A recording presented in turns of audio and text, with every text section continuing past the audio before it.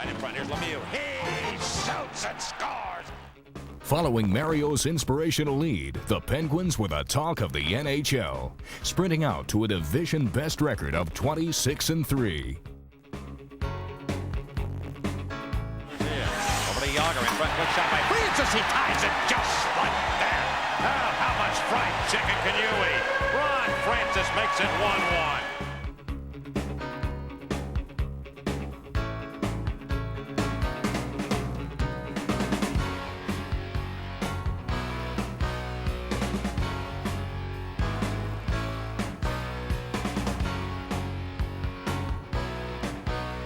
LaRue is a Hulk at 6'6". Look at Brad May. He can't even get in. And out here, here's LaRue shooting and scoring. Francois LaRue from the right wing circle on a blistering wrist shot. Once they wrestled the division lead from Montreal in early December, the rest of the league knew they would never let go. Backpedaling, going to Jagr. He shoots and scores! Jagr from 40 feet. The Penguins have the lead again, 2-1. I'm here with former line mate Brian Trottier and now Pittsburgh Penguin assistant coach, and we've been having a riot going over some of this film footage of the 1995-96 season. One thing that really stands out to me, Brian, is the fact that these Penguins were probably one of the toughest teams in the league.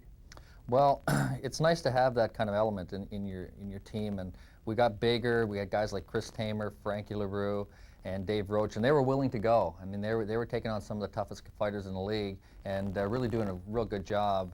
So it's not so much winning every fight, but when you show up and you're going, I'll tell you, it sends a nice message to the other team. Well, especially Chris Tamer earlier in the year when he had that incredible fight with Bob Probert, and probably took over the unofficial title as heavyweight champion in the league. And we're going to have a chance to look at that right now. Both are tired. Now Tamer's got his helmet knocked off and down with a left hook and knocks Probert down to Tamer. Tamer came with the left hand and caught him flush, it appeared, and knocked him down. He's been waiting a long time, I think, Chris Tamer, for the opportunity, figuring it. After that fight, it seemed like everybody from here to Anaheim, every tough guy wanted to challenge Chris Tamer. Oh, and he was willing to oblige him, too.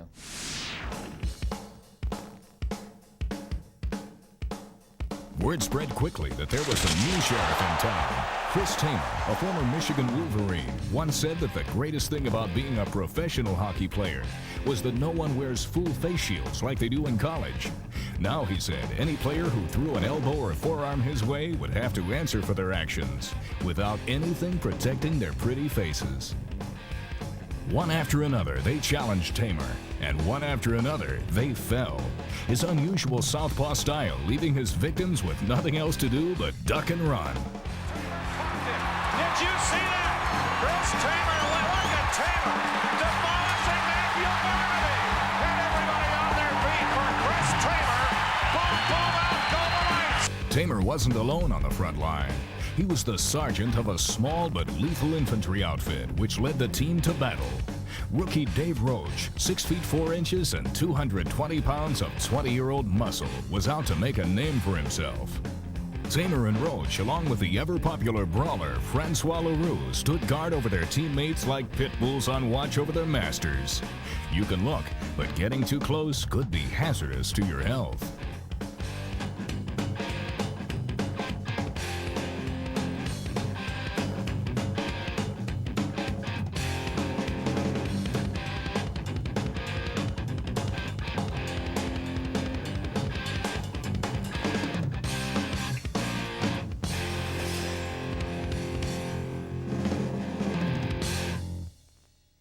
As the season passed the midway point, the Penguins were in the lead in the Eastern Conference. It seemed like everybody in the hockey world was waiting for the Penguins to falter, especially on defense. You heard it every day, Brian, that the Penguins don't have a defense that can play in the league. How are they going to make it throughout the rest of the season?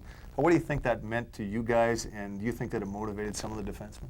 Well, from the coach's standpoint, we thought it was kind of a best-kept secret kind of thing. We go into games, teams taking liberties with our defense, and us knowing that we kind of concocted a system that was beneficial to our group, as well as having them motivated, trying to prove everybody wrong throughout the season. I think that raised everyone's level. The forwards were concentrating on it, the defense were concentrating on it, our goaltenders were pretty confident, so that confidence grew as the season went on. And although we might not look really good on paper, the players did a tremendous job of gaining a valuable experience and then taking us a long way. And they sure did take you a long way. And they seemed to come up and rise to the occasion in a very big way. You could stand in line behind them at the supermarket and not recognize their faces. There were European names like Sergei and Dmitry. There were US-born players named Chris and Ian. And there were Canadians named Francois and Norm. This unit of blue liners was supposed to be the downfall of the team. Instead, these no-namers stood their ground, and playing in front of a fortress manned by Tom Barrasso and Ken Reggett helped the Penguins to one of the league's most impressive records. Besides guarding their zone, these defensemen had another of the most important jobs on the team: to get the puck into the hands of the Kladno kid. The defenseman, he's right there in a goal. Look at the move.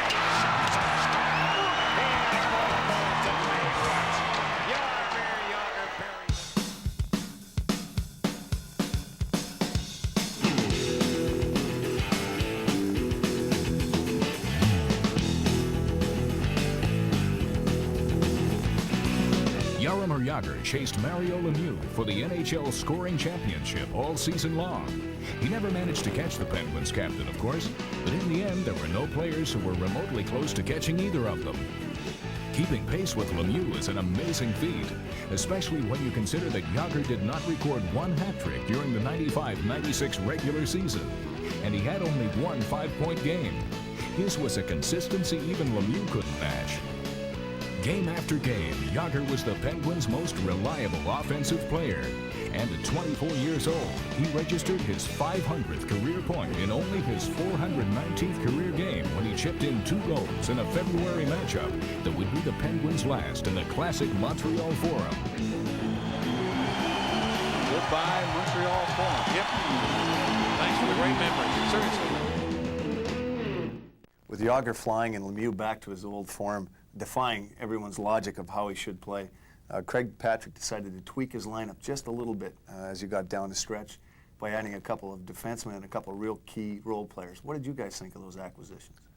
Well, we loved them. We actually had a hand in making some of the decisions in players' names, like Neil Wilkinson's name came up. We were kind of excited because he provides some experience and some aggressiveness, as well as maybe a guy who could bring some vocal aspect to the lineup. He come back to the bench, he's always saying positive things and where he could improve and what he could have done better, and that kind of carries over and has like a real snowball effect. And players like J.J. Daniel, who's been around a while, he can provide some good offensive stuff, and he complements the power play very well, moves the puck smart, good skater. And then, players like Alex Stoyanov, more size, more muscle, more aggressiveness, really loves to forecheck and play the body. Players like Davey McElwain, who came up late in the season, again, providing some good penalty killing, some spark. A kid like Kevin Miller comes along, he's an older player, a little more experience. Again, these types of players were key ingredients, again, that proved valuable as the end of the season, just going into the playoffs. The Penguins faltered down the stretch, blowing an opportunity to enter the playoffs as the Eastern Conference's #1 seed. So as the playoffs approached, momentum was not on their side, and an all-too-familiar foe was waiting in the wings.